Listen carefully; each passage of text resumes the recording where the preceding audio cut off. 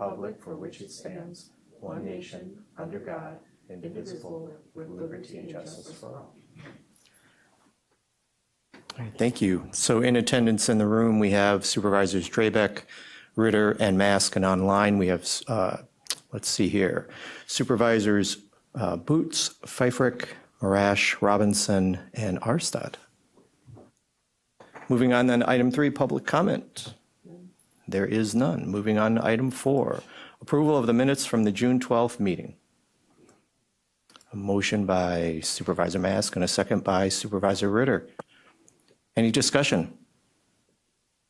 Hearing none, all those in favor signify by saying aye. Aye. Aye. Opposed? Motion carries. Thank you. Moving on then to item 5, operational functions required by statute, ordinance, resolution, or policy. Item A is discussion and possible action by exec.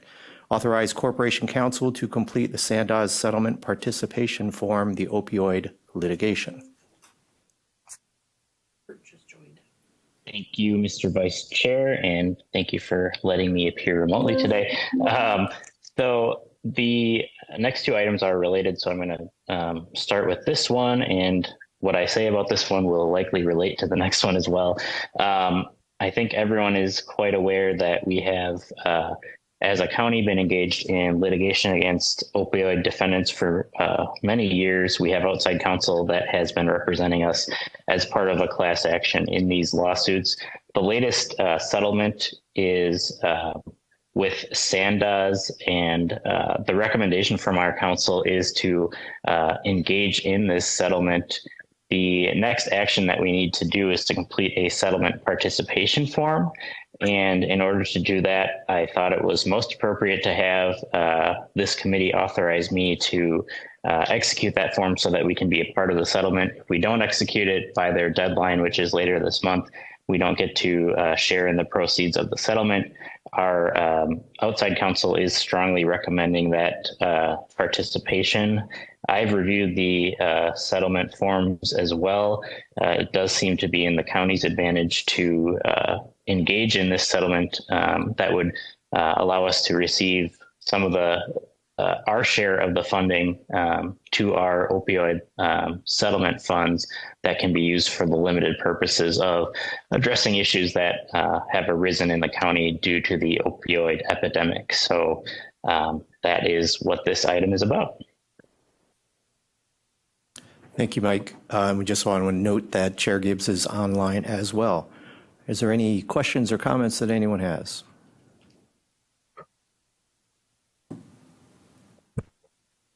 Okay.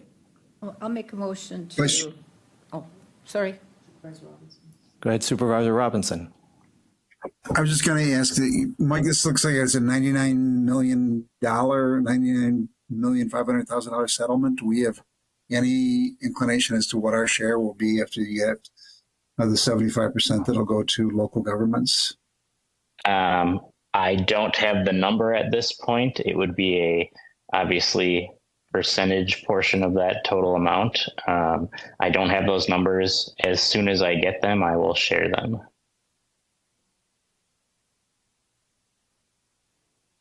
Okay, Supervisor Mask. Okay, I'll make a motion to authorize Corp Counsel to complete the settlement. We have a Second. motion. Second by Supervisor Boots. We have rock, paper, scissors. We're going to go with Supervisor Drabek with the second. Any further discussion? Hearing none, all those in favor signify by saying aye. Aye. Aye. Opposed? Motion carries. It's unanimous. Moving on then to item B, discussion and possible action by exec to forward to County Board for approval. Resolution delegating the authority to enter into settlement agreements with opioid defendants to the designated county officer/officers. Thank you, Mr. Chair. As I said, this is quite related to the last agenda item.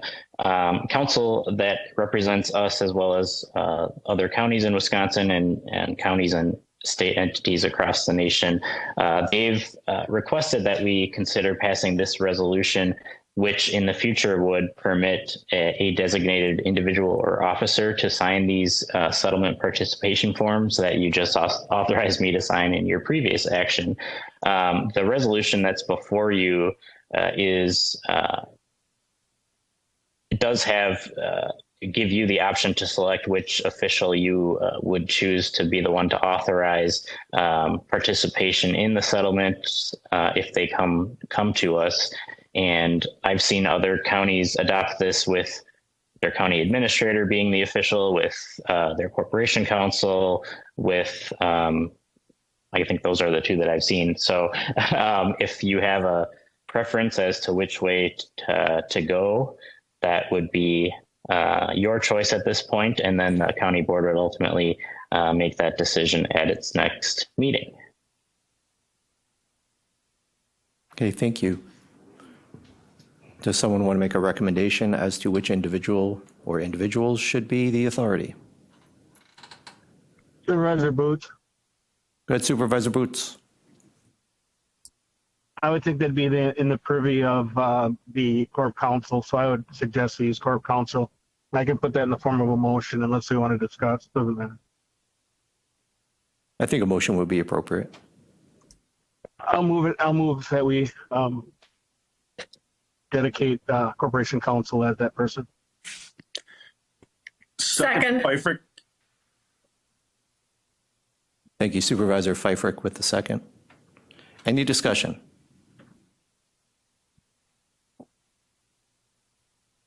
Okay, hearing none. All those in favor signify by saying aye. Aye. Aye. Opposed? Motion carries. Thank you very much. Moving on then to the first item 6, educational presentations and committee discussion, progress update on the administrator's work plan. Administrator Leonard. Thank you, Mr. Vice Chair. I sent an email just earlier this afternoon. I apologize for the lateness of it, but I'll work through the email. In terms of process, the email itself has an attachment. It's the 2025 work plan. Bottom line up front, I'm not going to go through the work plan document today. You haven't had much time to review it. It's not in the packet. But instead, what I'm just going to go over very quickly is how I, excuse me, how I organized that work plan document in light of the process that you used in terms of developing the work plan and the ranking.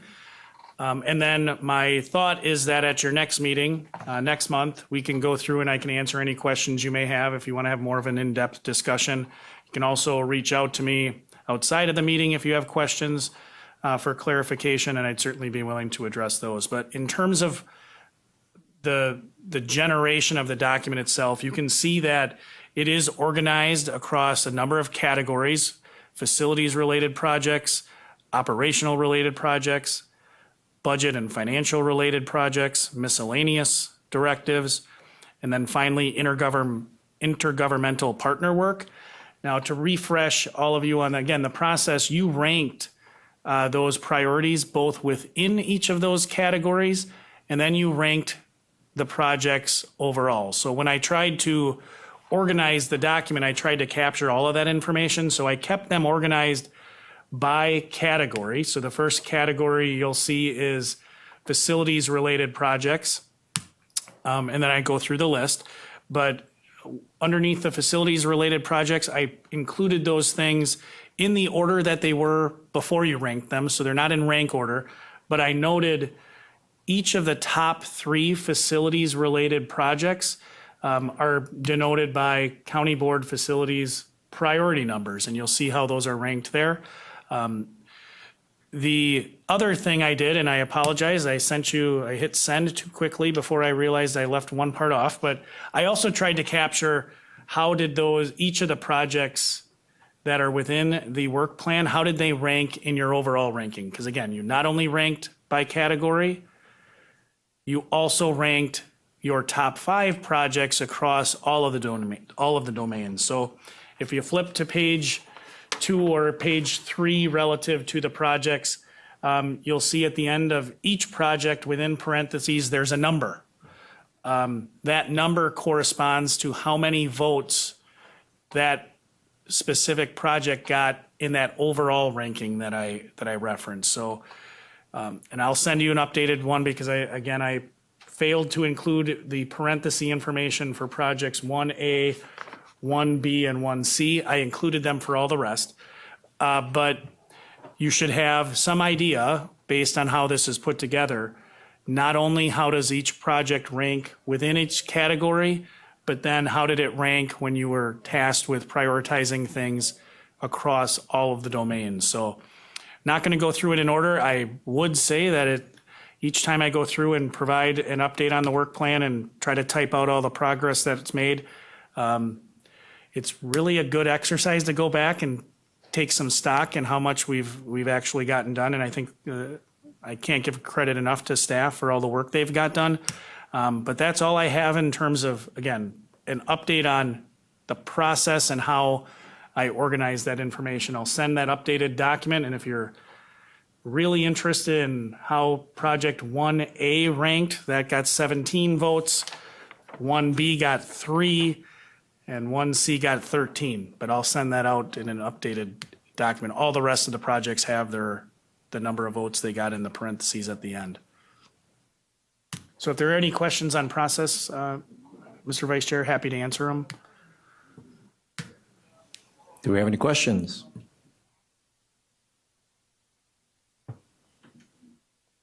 All right. Thank you, Administrator Leonard, for putting that together for us. Moving on then to item 6. Next meeting date, time, location, announcements, and future agenda items. Committee members are asked to bring ideas for future discussion. Does anyone have any ideas at this time? Okay, moving on then to item B. Next meeting is Thursday, August 14th at 3 p.m. Item 7, Supervisor Mask. The motion, Supervisor Drabeck with the second. Any further discussion? Hearing none, all those in favor signify by saying aye. Aye? Aye. Opposed? Aye. We are adjourned. Thank you, everyone. Enjoy your day.